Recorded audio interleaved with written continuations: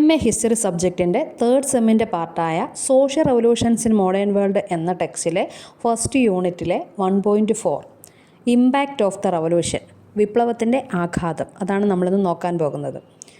കണ്ടെത്തലുകളുടെ യുഗം എന്നാണ് ഈ കാലഘട്ടത്തെ അറിയപ്പെട്ടിരുന്നത്. ഈ ശാസ്ത്രീയ മുന്നേറ്റങ്ങൾ മാനുഷിക അറിവുകൾ വിപുലീകരിക്കുക മാത്രമല്ല, സമൂഹങ്ങളെയും സമ്പദ് വ്യവസ്ഥകളെയും മാറ്റിമറിച്ച അഗാധമായ പ്രായോഗിക പ്രത്യാഘാതങ്ങൾ ഉണ്ടാക്കുകയും ചെയ്തു.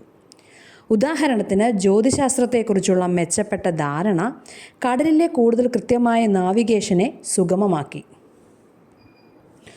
ഇത് പര്യവേഷണ യുഗത്തിൻ്റെയും യൂറോപ്യന്മാരുടെ വിദേശ വിപുലീകരണത്തിൻ്റെയും വിജയത്തിന് നിർണായകമായിരുന്നു. ശാസ്ത്ര വിപ്ലവത്തിനു മുമ്പ് നാവിഗേഷൻ പ്രധാനമായും ആശ്രയിച്ചിരുന്നത് ഡെഡ് റെക്കണിംഗ്, കാലഹരണപ്പെട്ട ജ്യോതിശാസ്ത്ര മാതൃകകളെ അടിസ്ഥാനമാക്കിയുള്ള സെലസ്റ്റിയൽ നാവിഗേഷൻ പോലുള്ള കൃത്യത കുറഞ്ഞ രീതികളെയായിരുന്നു. എന്നിരുന്നാലും ദൂരദർശിനികളും കാഡ്രന്റുകളും പോലുള്ള കൂടുതൽ കൃത്യമായ ജ്യോതിശാസ്ത്ര ഉപകരണങ്ങളുടെ വികസനം ഒരു പരിധിയിൽ കൂടുതൽ നാവിഗേഷനെ, അതായത് നാവികരുടെ യാത്ര സുരക്ഷ വർദ്ധിപ്പിക്കുക മാത്രമല്ല, പുതിയ വ്യാപാര മാർഗങ്ങളും പര്യവേഷണത്തിനുള്ള അവസരങ്ങൾ തുറക്കുകയും ചെയ്തു. ഇത് ആത്യന്തികമായി ലോകത്തിൻ്റെ ഭൗമരാഷ്ട്ര ഭൂപ്രകൃതിയെ തന്നെ മാറ്റിമറിക്കുകയുണ്ടായി.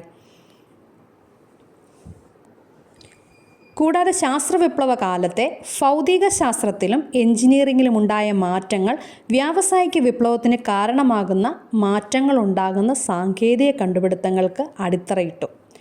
ന്യൂട്ടൻ്റെ ചലന നിയമങ്ങളും സാർവത്രിക ഗുരുത്വാകർഷണവും പോലുള്ള അടിസ്ഥാന ശാസ്ത്രതത്വങ്ങളുടെ വിശദീകരണം പുതിയ യന്ത്രങ്ങളുടെയും സാങ്കേതിക വിദ്യകളുടെയും വികസനത്തിന് സൈദ്ധാന്തിക അടിത്തറ നൽകി. ഉദാഹരണത്തിന്, ന്യൂട്ടൻ്റെ മെക്കാനിക്സിനെക്കുറിച്ചുള്ള ധാരണ ഗതാഗതം, നിർമ്മാണം, കൃഷി എന്നിവയിൽ വിപ്ലവം സൃഷ്ടിച്ച സ്റ്റീം എഞ്ചിനുകളുടെ രൂപകൽപ്പനയിലും നിർമ്മാണത്തിലും ഒരു പ്രധാന പങ്ക് വഹിച്ചു. സ്റ്റീം എഞ്ചിനുകൾ ട്രെയിനുകളെയും കപ്പലുകളെയും പ്രവർത്തിപ്പിച്ചു. ഗതാഗതത്തിൻ്റെ വേഗതയും കാര്യക്ഷമതയും വർദ്ധിപ്പിക്കുകയും വിപണികളുടെയും വ്യാപാരത്തിൻ്റെയും വിപുലീകരണം സാധ്യമാക്കുകയും ചെയ്തു. കൃഷിയിൽ സ്റ്റീം ഉപയോഗിച്ച് പ്രവർത്തിക്കുന്ന യന്ത്രങ്ങൾ കാർഷിക പ്രക്രിയയെ യന്ത്രവൽക്കരിച്ചു. ഇത് ഉൽപ്പാദനക്ഷമതയും ഭക്ഷ്യ ഉൽപ്പാദനവും വർദ്ധിപ്പിക്കുന്നതിലേക്ക് നയിച്ചു. കൂടാതെ സ്റ്റീം എഞ്ചിനുകൾ ഫാക്ടറികളുടെ യന്ത്രവൽക്കരണത്തിന് കാരണമായി. സാധനങ്ങളുടെ ഉൽപ്പാദനം ത്വരിതപ്പെടുത്തുകയും നഗരവൽക്കരണത്തിനും സാമ്പത്തിക വളർച്ചയ്ക്കും ഉത്തേജനം നൽകുകയും ചെയ്തു. മൊത്തത്തിൽ ശാസ്ത്ര വിപ്ലവ കാലത്തെ ശാസ്ത്രീയ മുന്നേറ്റങ്ങളുടെ പ്രായോഗിക പ്രത്യാഘാതങ്ങൾ വളരെ വലുതായിരുന്നു. അത് ആളുകൾ പ്രകൃതി ലോകത്തെ മനസ്സിലാക്കുന്ന രീതിയെ മാത്രമല്ല, അവർ അതിനോട് ഇടപഴകുന്ന രീതിയെയും മാറ്റിമറിച്ചു. നാവിഗേഷനും പര്യവേക്ഷണവും മുതൽ വ്യവസായവും സാങ്കേതിക വിദ്യയും വരെ ഈ കാലഘട്ടത്തിലെ ശാസ്ത്രീയ കണ്ടെത്തലുകൾ ആധുനിക ലോകത്തിന് അടിത്തറയിടുകയും തുടർന്നുള്ള നൂറ്റാണ്ടുകളിൽ കൂടുതൽ നവീകരണത്തിനും പുരോഗതിക്കും കളമൊരുക്കുകയും ചെയ്തു. 15-ാം നൂറ്റാണ്ടിലെ അച്ചടി യന്ത്രത്തിൻ്റെ കണ്ടുപിടുത്തത്തിലൂടെ അറിവിലേക്കുള്ള പ്രവേശനം വിപുലീകരിച്ചുകൊണ്ട് പ്രബുദ്ധതയെ രൂപപ്പെടുത്തുന്നതിൽ ശാസ്ത്രവിപ്ലവം നിർണായക പങ്കുവഹിച്ചു. ഈ കണ്ടുപിടുത്തം വിവരങ്ങൾ കൂടുതൽ വ്യാപകമായി ലഭ്യമാക്കുകയും സ്ഥാപിത അധികാരത്തിൻ്റെ അതിരുകൾക്കപ്പുറം വിമർശനാത്മക ചിന്തയെയും ബൗദ്ധിക അന്വേഷണത്തെയും പ്രോത്സാഹിപ്പിക്കുകയും ചെയ്തു.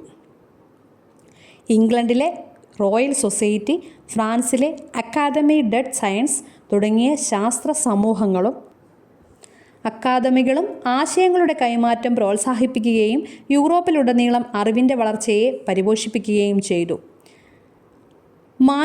മാനുഷ്യകാര്യങ്ങളോടുള്ള പ്രബുദ്ധതയെ സമീപനം ശാസ്ത്രീയ അന്വേഷണങ്ങളുടെ വിജയങ്ങളാൽ ആഴത്തിൽ സ്വാധീനിക്കപ്പെട്ടു.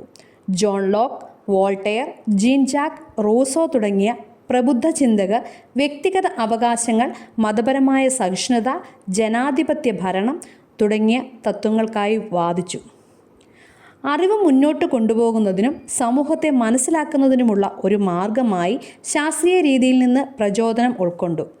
ഈ കാലഘട്ടം ജിജ്ഞാസയും നവീകരണവും പുരോഗതിയും ഉണർത്തുന്ന സാംസ്കാരികവും സാമൂഹികവുമായ കാര്യമായ സ്വാധീനങ്ങൾ ചെലുത്തി. ശാസ്ത്രത്തിൻ്റെ അറിവ് വളർന്നപ്പോൾ പ്രകൃതി പ്രതിഭാസങ്ങളെക്കുറിച്ചുള്ള പരമ്പരാഗത വിശദീകരണങ്ങൾ നിരീക്ഷണത്തെയും പരീക്ഷണങ്ങളെയും സ്വാധീനിച്ചു.